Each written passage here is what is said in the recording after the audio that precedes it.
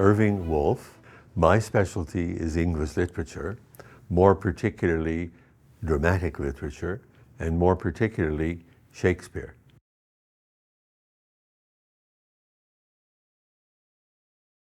I came across Velikovsky in the late 60s when, through a serendipitous series of events, I picked up the book Worlds in Collision. My wife had me bring her downtown to a large department store because she had to buy something or return something. And I said, well, this is boring to me. I'll go down and look at the book section. And there I saw Worlds in Collision on the shelves. I remembered it from the sensational reviews it had when it first came out, where I was just a young high school student. And I had said to myself, that's a book I should look at when I have time. Well, by then, I was married, we had a child, I posted at a university, so I said, okay, I'm going to take the book home and start reading it. And it transformed my life. I kept jumping up and down and running into the kitchen. My wife is cooking and I would say, stop what you're doing, just listen to this. And I'd read her a paragraph and she would say, go away. And I'd come back 10 minutes later, now you got to hear this. And I'd read it and so on. So I got very excited. And I was led into the catastrophist community, which is the first step. I wrote 2 articles on Shakespeare and catastrophism, showing my theory that the great works of art contain a hidden revisiting of the catastrophes, and you have to know how to decode them. And the reason why we do it is because we can't suppress these memories completely. So we revisit them in disguise, but with a happy ending so we can handle it. It's a psychological defense mechanism.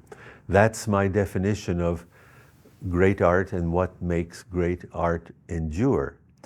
We can go back to the terrors in a safe manner and come back out, and they're pushed down until they come back up again, and we push them down again.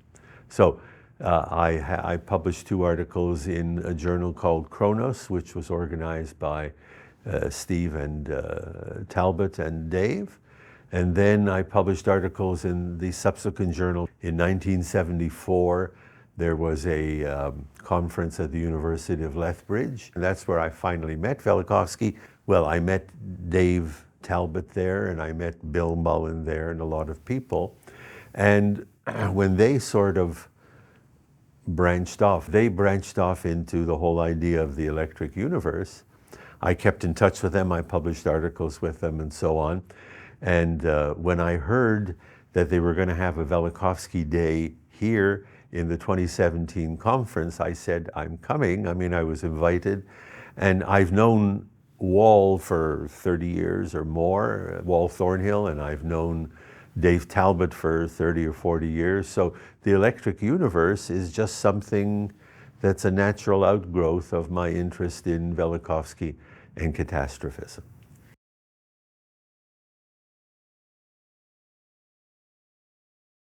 Catastrophism, if you take it back to the early 18th century, there were 2 competing theories about the history of the Earth. One was Uniformitarianism. And to sum it up in very few words, it was the doctrine that the present is the key to the past. Nothing happened in the past that we don't see happening today. Therefore, everything has been the same for millions and billions of years.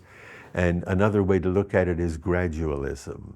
In other words, everything is gradual and peaceful and proceeding slowly. It has done so for a couple of billion years, and it presumably will continue to do so for another couple of billion years.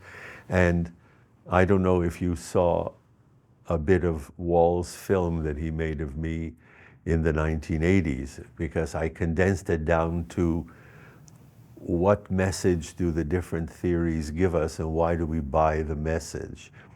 And the message of gradualism is don't worry.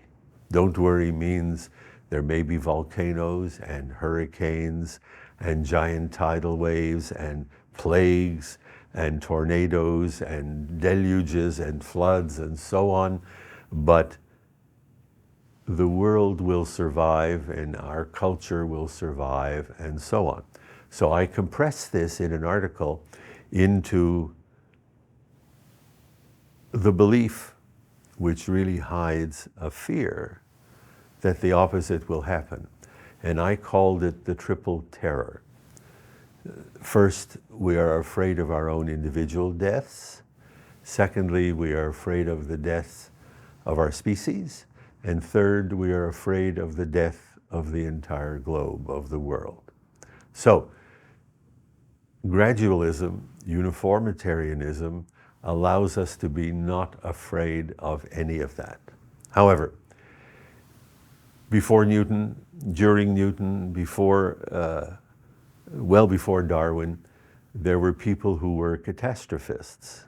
And the name Cuvier, the French scientist, comes to mind. The catastrophists believed that the history of the world, of the solar system, had been punctuated by giant global cataclysms. But the trouble was, it became associated with those who believed in a God controlling existence on Earth. And so if you were a catastrophist, you believed in a God who controlled the world. If you were a uniformitarianist, you could dispense with the idea of God, and you could have a purely mechanistic universe which runs on its own laws and doesn't need God.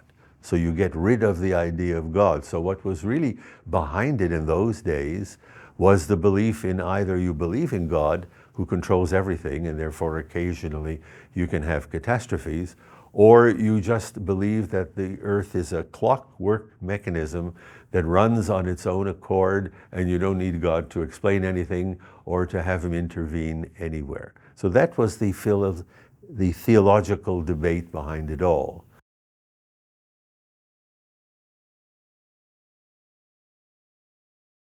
Velikovsky resurrected the idea of catastrophism in the 1950s. And this went against what science believed, which means what they wanted to believe. And science at that time was very much separated from any idea that God has anything to do with the running of the universe. And so when Velikovsky said the solar system has a history, it has not been the same since it first formed 3.5 billion years ago, and it won't be the same for the next 3.5 billion years with no change. Velikovsky was sort of resurrecting the old battles between catastrophists and uniformitarians from 200 years before his time. And he was severely attacked.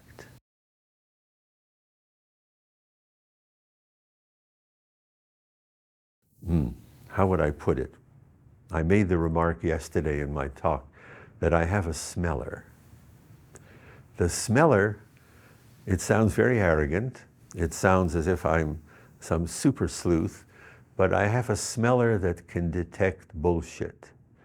And I simply go with my smeller because I simply accept what it tells me.